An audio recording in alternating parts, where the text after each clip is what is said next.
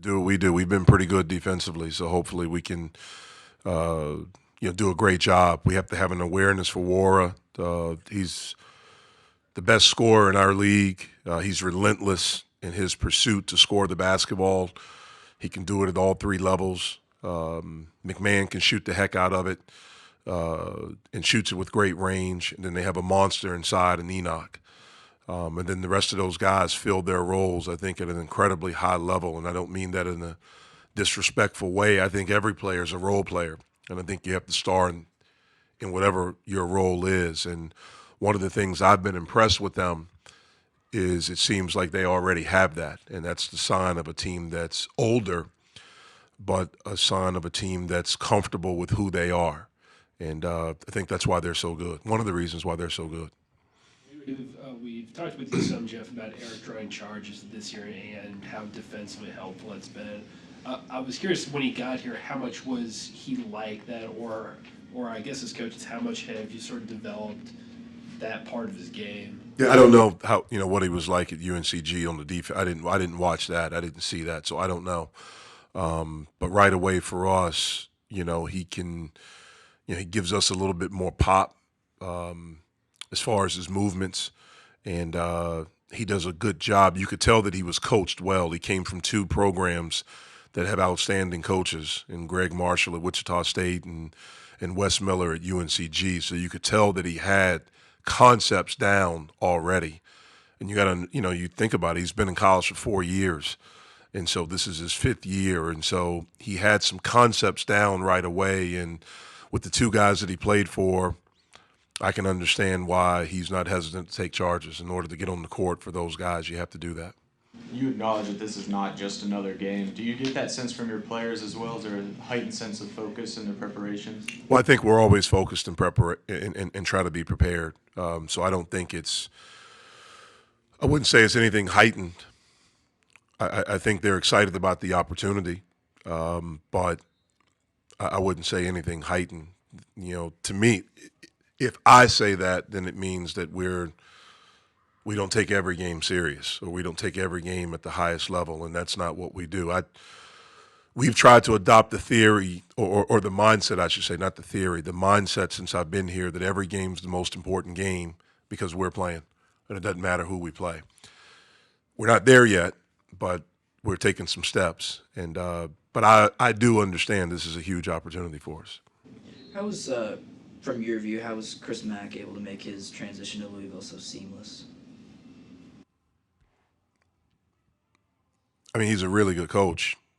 That's the first thing. He did a great job at Xavier, and then he inherited a program that's a national brand. Although they were going through some turmoil,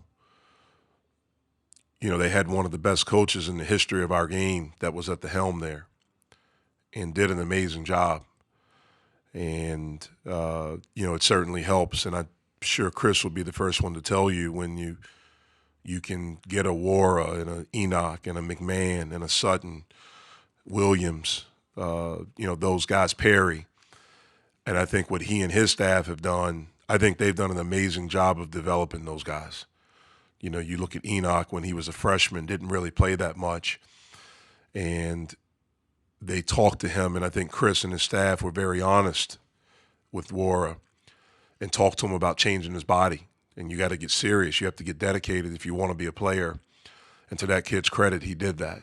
Same thing with Enoch. Same thing with these guys. And so I think he's a really good coach, and I think he's at a program that has unbelievable tradition and is one of the brands in our sport. We saw Champagne getting shots up after the Rutgers game, long after everybody was gone. How have you seen him respond to his performance in that game? Obviously a letdown, but how have you seen his response? Well, I don't. I'd like for him to have terrific games all the time, but I understand that he's a freshman, and so he's going to go through ups and downs. And it's our job to try to encourage him, to teach him, to be on him, to hold him accountable, but to also teach him and how to handle those things. And I have confidence that that he will bounce back. On Tuesday, Jeff, Deese played probably about as well as he has so far this season. During the earlier part of the season, I mean, how much frustration could you see in him? Just because he wasn't playing as well. And what are some of the biggest improvements that you've seen in him lately? Yeah, well, he was definitely frustrated. He knew he wasn't playing as well as he's capable of.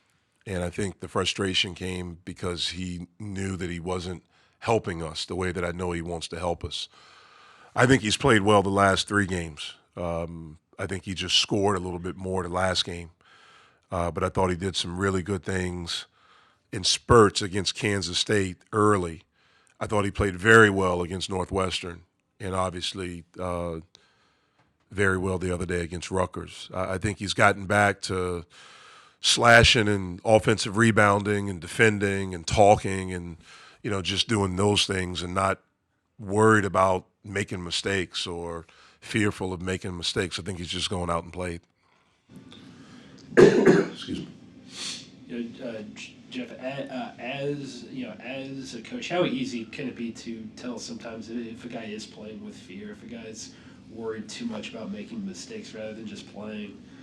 I think it's pretty normal for a young kid, for a guy that's young, that's new, to be that way. And we're still fairly young. It's something that you can see. I think when guys have confidence and understand, and one of the things we want them to do is to be instinctual, but we have to teach them how to do that within the team concept. But it's something you can usually tell. With a lot of the young guys going against an undefeated team at their place in a hostile environment like that, do you tell them anything differently heading into a game like that? Not really. Just, we have our process of what we do, and we're going to approach it. We're going to approach that the same. Our preparation will be the same. It'll be high level. We'll talk about what we want to do defensively, the opportunities that we think will present itself offensively, the keys and the things that we need to do. That won't change. That will never change, no matter the opponent. And maybe they talk about it amongst themselves, some of the guys that have been here. Maybe they talk about that, but that's not something we talk about. We just talk about the amazing opportunity that we have to get a conference road win.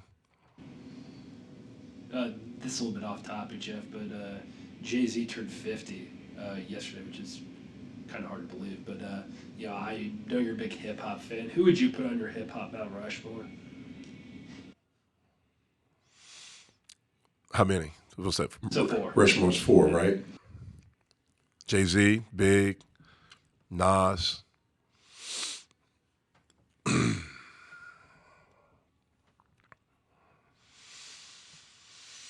I have this debate all the time, so I'm trying to get 4. I normally do 5. Like all East Coast. I'd probably say Andre 3000. And who's the 5th one? The 5th one would probably be Rakim.